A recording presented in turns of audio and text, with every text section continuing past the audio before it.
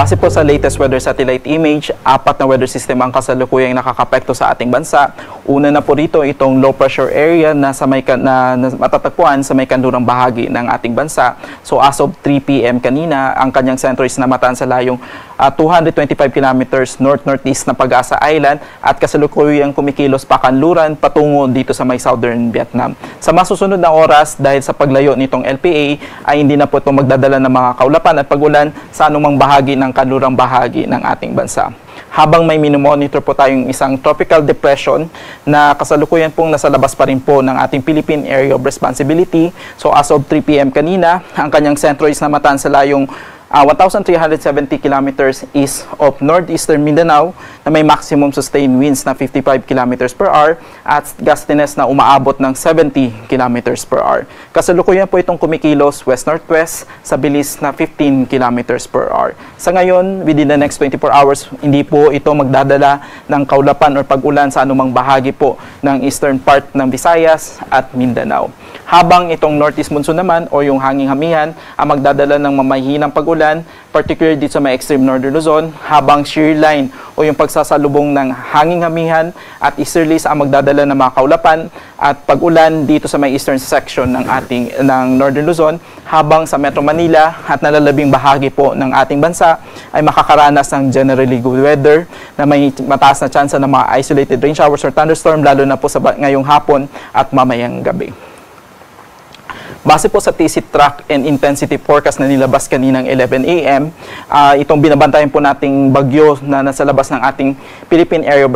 Responsibilities kasalukuyan nasa Tropical Depression category at generally kumikilos ito west-northwest bago po pumasok ng ating Philippine Area of Responsibility. Then by tomorrow, inaasahan po natin na once nakapasok po ito ng ating PAR, tatawagin po natin itong sa local name na Tino at patuloy pa rin itong kikilos pakanluran hanggang dito makarating sa may Eastern Visayas at Caraga region. Maaari po itong maglandfall sa anumang bahagi po ng Eastern Visayas at dito sa may Caraga region base po dito sa cone of uncertainty na nilabas po kaninang umaga at once nakapag-landfall po ito, patuloy pa rin po itong kikilos at tatawirin ang Visayas hanggang makarating sa may Northern Palawan hanggang sa makalabas po ng West Philippine Sea by Wednesday at inaasahan na lalabas po ito ng ating Philippine Area of Responsibility by Thursday ng umaga.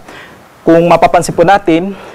kasalukuyan pong nasa Tropical Depression category po itong binabantayan nating bagyo, ngunit bago po ito pumasok ng ating Philippine Area of Responsibility ay maaari po itong mag-intensify into a tropical storm at habang tumatawid dito sa Philippine Sea ay maaari pa rin po itong mag-intensify into a severe tropical storm at maaari pa po itong mag-intensify hanggang sa makaabot ng typhoon category before landfall dito sa may Eastern Visayas at Caraga region. Pero hindi po natin inaalis yung posibilidad na maaari pa rin po itong mag-intensify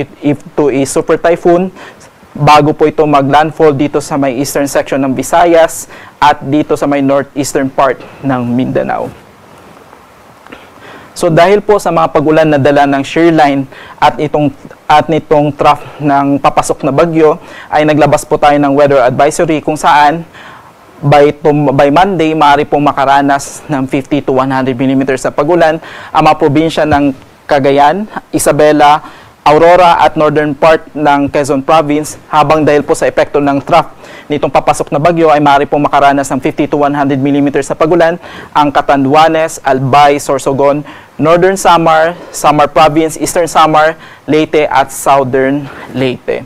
Then pagdating po ng Tuesday, dahil po sa epekto nitong bagyo at itong shear line ay maaari pong magdala ng 100 to 200 mm na pag-ulan within for Tuesday dito sa mga probinsya po ng Northern Samar, Samar Province, Eastern Samar, Leyte at Southern Leyte, habang 50 to 100 mm naman na pag-ulan ay maaari pong maranasan dito sa may Aurora, Quezon Province, Camarines Norte, Camarines Sur, Catanduanes, Albay, Sorsogon, Masbate, dito sa mga kapuluan ng Romblon, sa Aklan, Antique, Capiz, Iloilo, Guimaras, dito sa may Negros Occidental, Negros Oriental sa Cebu, at dito sa may Bohol. Para po sa lagay ng ating panahon bukas, dahil po sa northeast monsoon, ang Ilocos Region, Cordillera Administrative Region at nalalabing bahagi po ng Cagayan Valley ay maaari po makaranas ng generally good weather na mga may kasamang mahihinang pagulan dahil sa northeast monsoon, habang dahil po sa shear line naman po ay magdadala po ito ng maulap na kalangitan na may kalat-kalat na pagulan at thunderstorms dito sa may Cagayan, Isabela at dito sa may Aurora Province. Habang dito sa Metro Manila at nalalabing bahagi po ng Luzon ay makakaranas po ng generally good weather na may kasamang isolated rain showers or thunderstorm lalo na po ngayong hapon at mamayang gabi. At dahil po sa trough ng papasok na bagyo, maaari pong makaranas ng maulap na kalangitan na may kalat-kalat na pagulan at thunderstorm ang itong eastern section ng Visayas, habang ang lalalabing bahagi po ng Visayas, itong